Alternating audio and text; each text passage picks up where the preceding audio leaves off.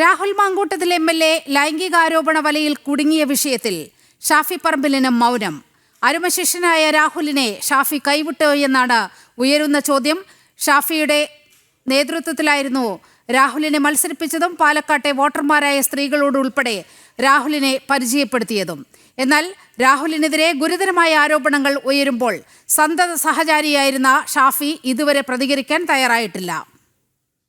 ഷാഫിയുടെ മൗനമാണ് ഇപ്പോൾ ചർച്ച ചെയ്യേണ്ട വിഷയം. ഷാഫിയാണ് പാലക്കാട്ടെ കോൺഗ്രസിന്റെ എല്ലാവിധ എതിർപ്പുകളും മറികടന്നുകൊണ്ട് രാഹുൽ മാങ്കൂട്ടത്തിലിനെ പാലക്കാട്ടേക്ക് കൊണ്ടുവരുന്നത്. ഷാഫിയുടെ നോമിനിയായാണ് രാഹുൽ പാലക്കാട് എത്തുന്നതും മത്സരിക്കുന്നതും എം.എൽ.എ ആകുന്നതും.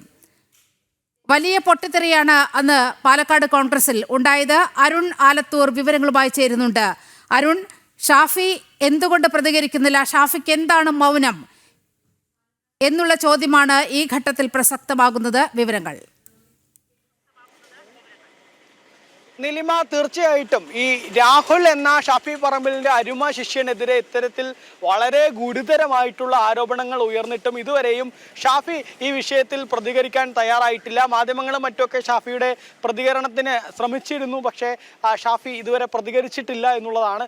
നിലിമ നേരത്തെ പറഞ്ഞതുപോലെ തന്നെ പാലക്കാട്ടേക്ക് ഈ രാഹുലിനെ ഷാഫി കൊണ്ടുവരുന്നത് അത് നിരവധി എതിർപ്പുകളും മറ്റുമൊക്കെ മറികടന്നിട്ടായിരുന്നു. പ്രത്യേകിച്ച് DCC പ്രസിഡന്റായ A. തങ്കപ്പൻ ഉൾപ്പെടെയുള്ള ആളുകൾ പ്രത്യക്ഷത്തിൽ ഈ രാഹുലിനെ പാലക്കാട് മത്സരിപ്പിക്കുന്നതിനെതിരെ രംഗത്ത് വരുന്ന ഒരു സാഹചര്യമായിരുന്നു. KC വേണുഗോപാൽ പക്ഷമായിരുന്നു വലിയ രീതിയിൽ ജില്ലയിൽ നിന്ന് തന്നെയുള്ള ഏതെങ്കിലും നേതാക്കളെ, യുവാക്കളെയൊക്കെ പരിഗണിക്കണം, അതിന് മറിച്ച് ഇങ്ങനെ ഈ രാഹുലിനെ കെട്ടി എഴുന്നള്ളിച്ച് കൊണ്ടുവരരുത് എന്ന് വലിയ ആവശ്യം ഉന്നയിച്ചിരുന്നു. നമ്മൾ ജനം TV തന്നെ ആ വാർത്തയൊക്കെ അന്ന് റിപ്പോർട്ട് ചെയ്യുകയും ഈ കോൺഗ്രസിന്റെ അകത്ത് നടക്കുന്ന വാട്സപ്പ് ഗ്രൂപ്പുകളിലെ ചാറ്റുകൾ നമ്മൾ പുറത്തുവിട്ടപ്പോൾ അവസാനം ജനം TVക്ക് വാർത്ത ചോർത്തി നൽകുന്നു എന്ന് പറഞ്ഞുകൊണ്ട് തന്നെ അവരുടെ വാട്സപ്പ് ഗ്രൂപ്പുകളിൽ ചർച്ചകളും വലിയ വാഗ്വാദങ്ങളും തർക്കങ്ങളും ഒക്കെ നടന്നതാണ്.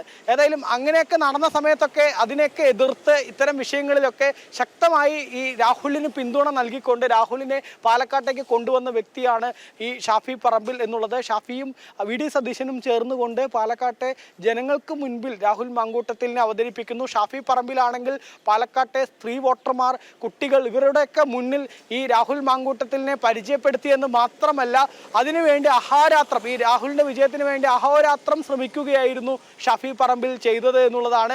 ഷാഫി പാലക്കാട് നഗരത്തിൽ തന്നെ ക്യാമ്പ് ചെയ്തുകൊണ്ട്, പാലക്കാട് മണ്ഡലത്തിൽ തന്നെ ക്യാമ്പ് ചെയ്തുകൊണ്ട് വടകരയെ പോലും ശ്രദ്ധിക്കാതെ രാഹുൽ മാങ്കൂട്ടത്തിലിനെ അവിടെ സ്ത്രീ വോട്ടർമാർക്കും മറ്റുമൊക്കെ മുന്നിൽ പ്രത്യേക യോഗങ്ങളും മറ്റുമൊക്കെ വിളിച്ച് പരിചയപ്പെടുത്തുകയും തുടർന്ന് രാഹുലിന്റെ വിജയത്തിന് വേണ്ടിയൊക്കെ ശ്രമിക്കുകയും ചെയ്തിരുന്നു എന്നുള്ളതാണ്. ഏതായാലും പാലക്കാട്ടെ ജനതയെ സംബന്ധിച്ചിടത്തോളം പാലക്കാട്ടിലെ ജനങ്ങൾ ഏറ്റവും അധികം വിശ്വസിച്ച ഒരു വ്യക്തിയായിരുന്നു ഷാഫി പറമ്പിൽ.